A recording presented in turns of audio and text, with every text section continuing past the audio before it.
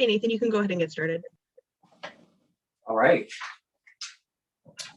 Welcome everyone to our second Heritage Committee meeting of the year. Roll call has been taken by the clerk. I just want to go through the procedural rules in our Zoom meetings to remind members of things in case we've forgotten them. So all members should remain muted when not speaking to reduce feedback. That helps out greatly. Thank you. All web cameras for Heritage Committee members shall be turned on. That verifies that you are in attendance. Staff will be requested to join the video meeting should the need to answer questions arise. Persons who have registered for this meeting and who are speaking to applications will be brought into the meeting upon introduction of the item.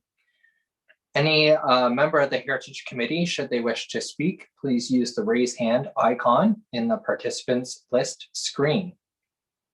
In the event of a connection service interruption that occurs and affects quorum, we may recess for up to 15 minutes to regain quorum.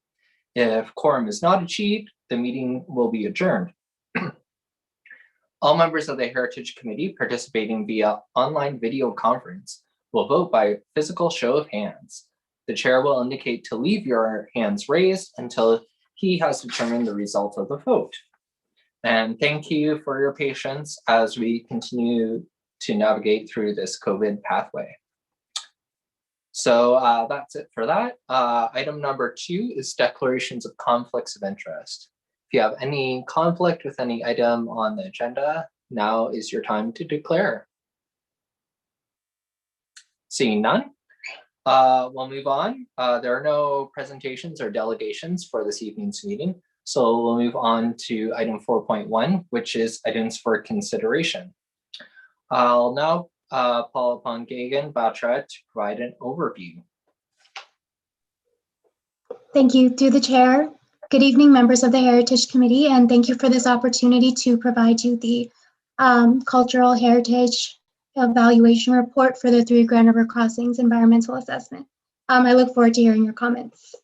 I'll just give a brief introduction about the project itself for some context and background, and then I'm happy to take any comments if anybody has any.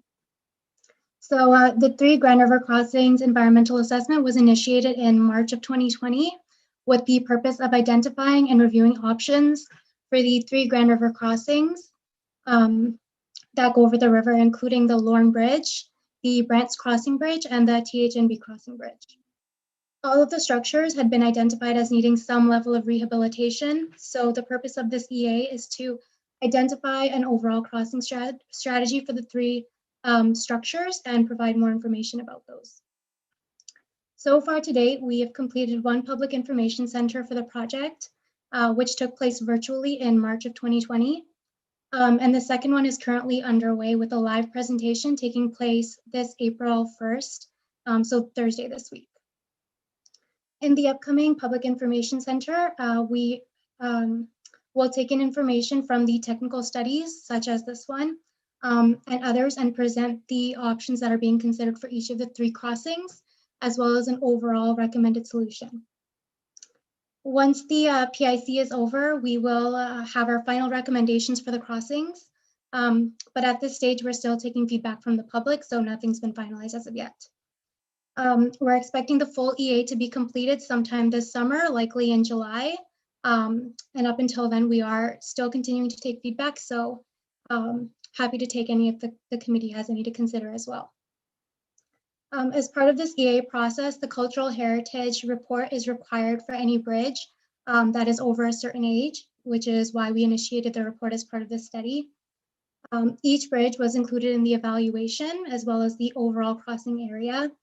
And there's information in the report about the heritage components of each of the structures.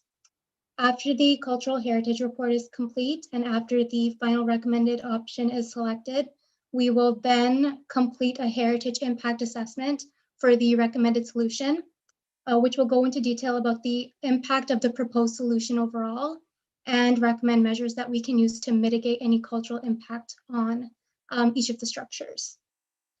After the HIA is complete as part of this EA, we'll be coming back to the Heritage Committee and presenting that report as well. And I'll be happy to accept any comments as well at that point. So I will be back probably in May of this year. That should be completed. So that's just a brief introduction about the study and the report. If anybody has any comments, I'm happy to take them at this time. Okay, perfect. Anyone have any questions for the presenter? Ed, is that you?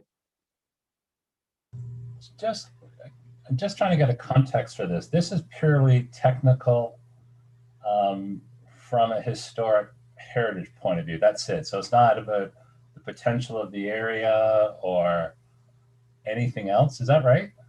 No, this study did look just at the heritage components, and it evaluated against those ones that the ministry uses to identify structures as having heritage value. Okay. So the fact that like there'll be thousands of people living much closer to these bridges in the near future, that is not an issue with anything to do with this then at the moment. No, not through this report. Okay, thanks. Okay, do you have any other questions, Ed, or no? No, that's fine. Okay. Any other member of the committee have any questions for the presenter? No? Okay. I thought like it was a really good report because I went through all of the each individual structure and evaluated them against the Reg 906 criteria.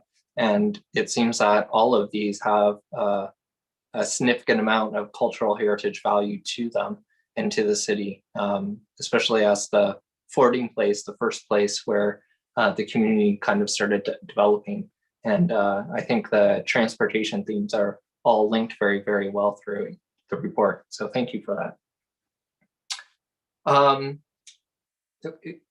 We can now have an opportunity to include comments as part of our motion. So do we have any comments that we would like to forward on this to staff?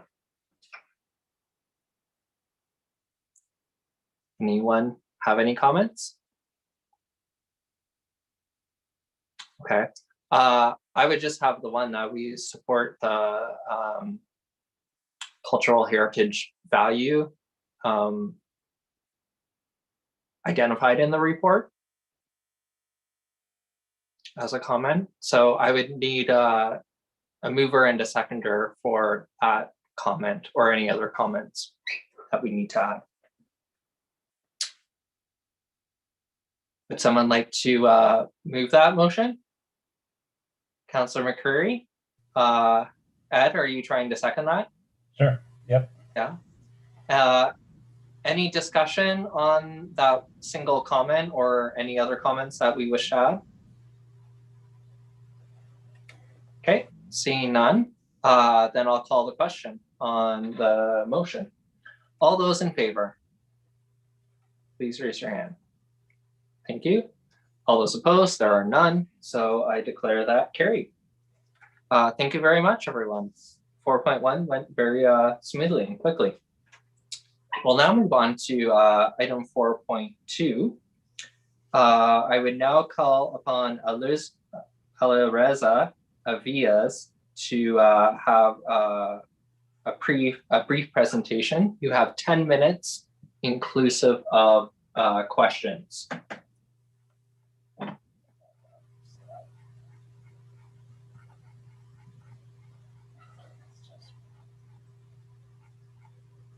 So you guys are muted currently.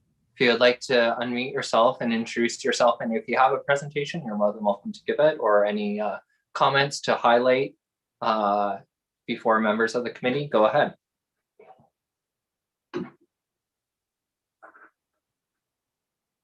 Oh, hello. Good evening, all. So the proposed project, the proposed ramp is going to be built for the handicap or for disabled people for the dental office. So as per AODA, we have to provide all facilities for disabled people by 2025. This is the only reason we designed an exterior ramp for disabled people. So this ramp doesn't affect the heritage building. It doesn't affect facade or any other options or other parameters for the building. And so if you have any questions or comments, I will answer it. Okay, thank you so much. Does anyone have any questions for the applicant? I think it's Councillor McCreary. Or is it Councillor Wall? No, sorry, it's Councillor Wall. Go ahead, Councillor Wall. Thank you so much for coming to the committee. Appreciate you being here. I think you said it, I'm just reaffirming what you said. This isn't optional. You guys have to do this eventually, right? Correct. And you're just being prudent and getting it done early? Sure, yes, right. Once it's approved, we can get it done. And you're not going to damage the building? Oh no, it doesn't affect any part of the building. Do you have any other plans for any beautification or anything? I mean, it's a good looking building, but anything else in the works? With regard to the shape of building, there is only one access to the building, which is located at the front of the building. So there is no access on each side or at the back of the building. There is only one access to the building, which is located at front. So it was the only option we had. Awesome. I appreciate you being here. I appreciate you respecting the committee process, and I don't see any reason not to support this. My pleasure. Thank you, Councillor Wall. Any other members of the committee have any questions for the applicant? Okay, seeing none, thank you so much for taking the time and coming to present to us very quickly this evening. We will now move on to planning staff for their report. Good evening, members of the committee. I'm just going to share my screen here. It's Victoria Coates Intermediate Planner and Long Range Planning.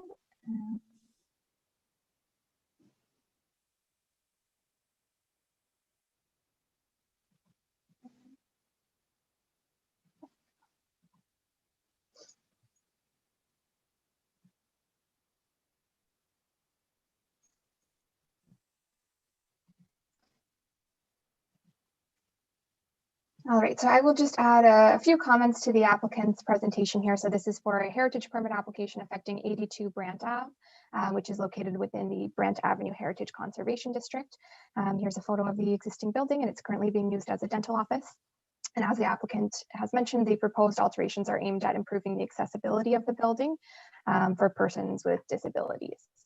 So the two alterations that are proposed are one is to install a ramp for accessibility to the front entrance of the building.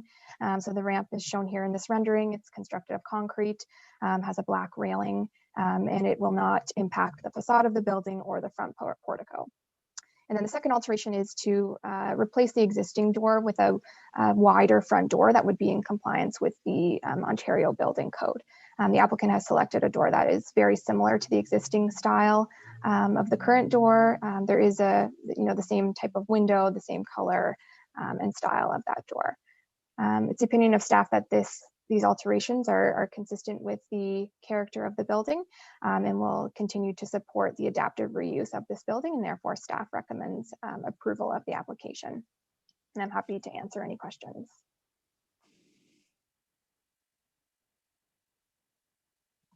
Perfect. So any questions for Victoria? Ed, I see you first. I'm looking at the blueprints. Now, this has nothing to do with the renovation, but is it actually legal to have a building like that with only one entrance? Like, I would have thought there has to be a second entrance somewhere for an emergency, a fire or something. Am I missing something here? Through you, Mr. Chair. So sometimes, some of these buildings are older. Definitely older. So sometimes those features are sort of grandfathered in, but the applicant has already submitted the building permit application to do this work, and it does comply with the building code. So there's it meets the requirements of today's standards. Okay. Thanks. Okay, thanks, Ed. Not a heritage-minded question, but a good question for information, perhaps. Councilor McCreary. Mr. Chair, thank you. It looks pretty obvious that the front entrance is not the original configuration that this building was born with. I wonder if there's an opportunity for us to have a look at historically what that building looked like originally, and if we're going to be tinkering with the entrance to make an effort to restore it to exactly the way it was when built.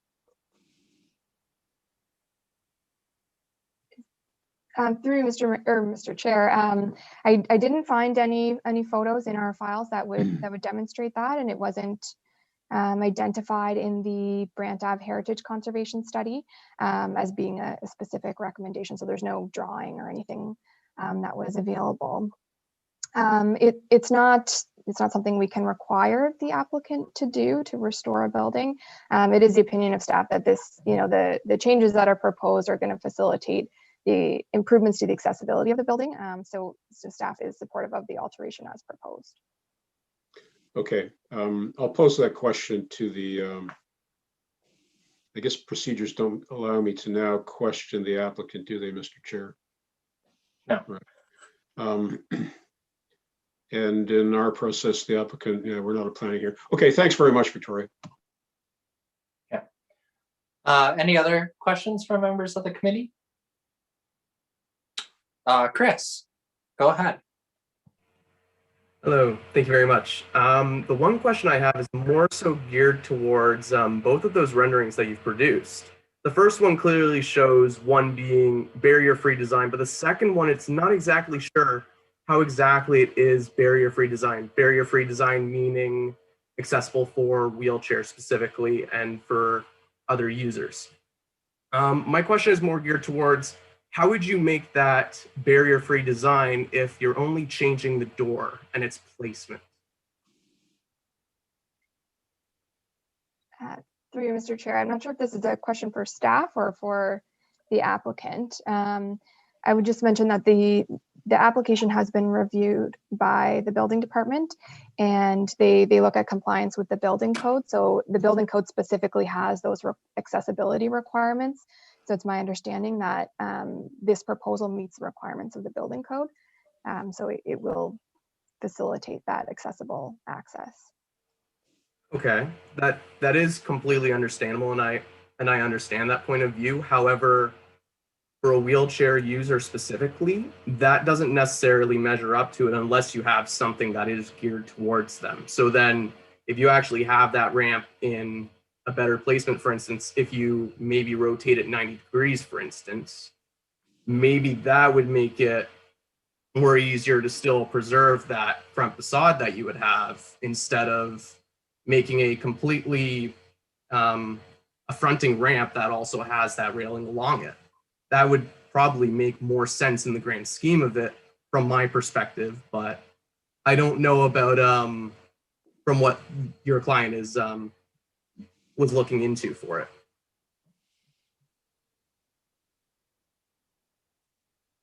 Yeah. So that's just more of a comment, I think, than a question, right? Did you have any other specific question of the planning staff here? Chris, sorry, before I move on. No, it was just more geared towards that rendering. Okay, thanks. I see Rob's hand has gone up as well as Councilor McCreary's again, but Rob first. Yeah, just a quick question. Is it known why the front door is so far offset to one side in the structure at all? I assume there was some reason at some point a replacement has gone in there from the original, and things aren't lined up the way you would think a front entryway would be. Yeah, through you, Mr. Chair, I'm not aware of that history, but I would agree that there's likely a reason why it's like that, but I'm not aware of that. Okay, anything else, Rob, for you? Okay, thanks. Before I go over to, oh, Tamara's got her hand up now. Go ahead, Tamara.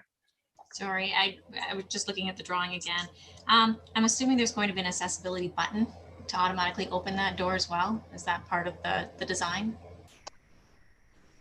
I don't believe that that was identified. I think that's more of like a building permit issue. That those details weren't provided for this application. Anything else, Tamara? No. So I was going to ask before I turn it back over to Councilor McCurry for round two. I was just going to ask, do we have a date on the actual age of the building? Because it's kind of looks like one of those modern buildings that's designed to fit in with a heritage building. So I don't know if we have any actual information as to its construction. I'm not sure of the date of construction. I could check. I would have to check with the building department to see if they have a record of that building permit. But it does sort of look like it's been more of an infill building, not quite as old as some of the other buildings we see along Brant Ave. Yeah, I'd agree with that, along with again reiterating that comment that it looks like the original doorway has been altered substantially, and it'd be nice to have that all addressed in one issue. I know it has like a white vinyl siding, that kind of stuff that they've kind of plopped over it, which maybe doesn't look the best, but it's a solution that works for the applicant. Perhaps. Councilor McCurry, you want to go ahead with your second round? Thank you, Chair. Yeah, Chris's comment reminded me of something that I'd read in the report, and it slipped my mind. There was a question asked about why such a convoluted solution for accessibility was devised with sort of a chute that runs up the side with curbs and railings, when you could have accomplished it much cleaner and more easily and in greater sympathy with the neighborhood by simply changing the elevation to allow the ramp to bring up to the stoop. Can you reiterate why they chose to take the road more traveled?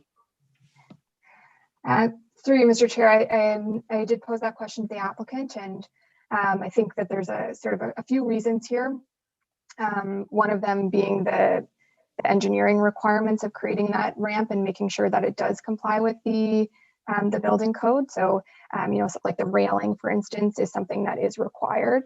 And then the other reason that the applicant indicated was that, they preferred to have two accesses to the front door, so that when somebody who does have mobility issues and they're using the ramp, that somebody else has the opportunity to bypass them by going up the existing walkway. So it sort of creates those two accesses while also making sure that it's meeting those requirements of the building code. Egads, has Jen seen this report? Sorry, who? Our accessibility coordinator, has she seen this report? She does not review these types of applications, but I can certainly send it to her. Yeah, you know what, I've got some issue with that, and I'm glad Chris raised it. I don't think we should be moving this forward tonight. For those of you guys that aren't council members, we have a staff member, Jen Sawicki, who's actually in a wheelchair herself, and who reviews a lot of the applications that come forward in the city, and she makes recommendations on the municipality's accessibility projects. And I'd really like her to see this before this committee passes judgment. And I gotta say, it's borderline insulting to think that somebody would say that they didn't want handicapped folks getting in the way of able-bodied people who are in a big hurry to get into the door. I wouldn't mind seeing that scrubbed out of this report completely. Mr. Chair, when we're all done, I'm going to suggest that we defer this, and we can make a list of concerns that we have, and once they're satisfied, it could come back to us. Okay. Any other questions of staff before we get to any motion? Okay, seeing none. Thanks, Victoria. for trying your best to fill in some of the gaps there. Thank you very much. It was very helpful. So now we need a motion. Councillor McCurry, do you want to move your deferral? Yes, actually what I'm going to do is move a referral, that this item be referred to our accessibility coordinator. That would be point A. Point B, that we would inquire of the building owner as to the viability of restoring the front entrance to its original position, dead center of the building. And the third thing would be to refer it to our staff to seek advice, to Jen again, to seek advice on whether there or not there should be an automatic button attached to this, since it is a medical center. And that would be my referral, Mr. Chair. Okay. Councillor Wall, you're seconding that, correct? Okay. Any discussion on the proposed referral? So referral would give time to address those comments, and then a report would come back to us at our next meeting. Just for clarity there. Any other questions or comments on the referral motion? Okay, seeing none, then I'll call the question on the referral. All those in favor, please raise your hand. Okay, hands down. All those opposed, which is no one. So I declare that motion carried. Thank you very much. So now we're moving on to item 5, consent items. We have the minutes from the January meeting. We need a mover and a seconder who was in attendance at the meeting. At least the mover needs to be in attendance. Tamara, a seconder for the minutes?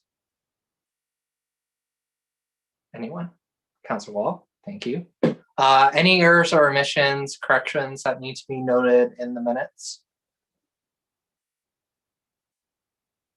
Okay, seeing none, I'll call the question then. All those in favor of passing the minutes? Thank you. Hands down. All those opposed? No one. So I declare that carried. Projects and other updates, there are none. Item 7 is about our subcommittees. Most of our subcommittees have not been meeting, but at the January meeting, I encouraged people to consider putting themselves forward for one of these subcommittees. We did hear from one person who expressed interest in any subcommittee, but they're also not here tonight. So I don't think it makes sense to do anything with this and go forward with this. But there are some other people here who perhaps were not at our last meeting who would like the opportunity. And I would encourage them to reach out to me if they would like to sit on one of these subcommittees. Councillor McCurry, you want to comment something there? Mr. Chair, yes, thank you very much. I'd like to just speak to the Heritage Estates Subcommittee, even though it's not reconstituted necessarily, and update people on the status of the Crystal Cottage. We had a meeting online maybe a couple of weeks ago, Nathan, involving city staff and the proponent and the consultants. And things are moving ahead quite nicely. And it's expected, correct me if I'm wrong, Mr. Chair, that hopefully we can begin construction within about 45 days of the receptor site. And not long after that, the house could very well be on the move again. Yeah, I believe we have a statutory waiting period that will hold us up a little bit, but sometime after the mid of May, we might have a moving date, which will be exciting. And much excitement will be had across the city of Brantford when that happens. And Mr. Chair, one other thing, I can't recall who historically were members of the Prominence Point subcommittee. I think it was Joshua and I think we had Cindy, and I think we had Peter Bartle. But I would like to have that subcommittee meet, Mr. Chair. So would it be possible for us to at least make sure that Councillor Wall and I are on that subcommittee, and perhaps the chair and any other members that might wish to attend? And could we deal with that now, do you think?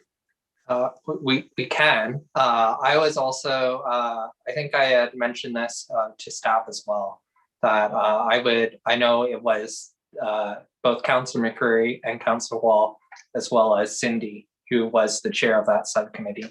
And I know that that also has a lot of moving pieces, especially there's a very big public piece on that. So I did say that I would be prepared to sit on that subcommittee to keep moving that along. So if there's a motion about that or any other discussion from any other members of the committee about the Prominence Point subcommittee specifically, does anyone have any thoughts that they would like to share or motions that they would like to move?